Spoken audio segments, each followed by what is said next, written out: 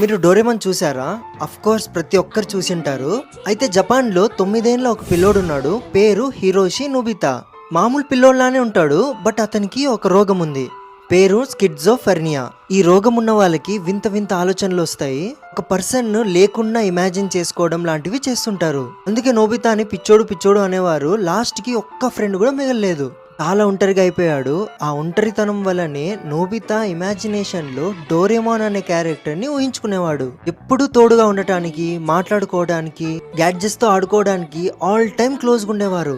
జనాలు మొత్తం నోబితాని పిచ్చి పిల్లోడు అనడం స్టార్ట్ చేశారు. పేరెంట్స్ భయపడి నోబితాని డాక్టర్ దగ్గరికి తీసుకెళ్లారు. డాక్టర్ ఏమన్నారంటే అసలు డోరేమాన్ అనే వారే ఎవరు లేరు, అంతా ఉట్టి నోబితా ఇమాజినేషన్ మాత్రమే అని అన్నారు. చిన్న పిల్లోడు కదా, అసలు ఈ మాటలు తీసుకోలేకపోయాడు. ఆ బాధ తట్టుకోలేక లాస్ట్ కి నొబితా చనిపోయాడు. చనిపోయే ముందు ఏమన్నాడంటే అసలు నన్ను యాక్సెప్ట్ చేయని ఈ ప్రపంచంలో నేను ఉండదలుచుకోవట్లేదు అని అన్నాడు.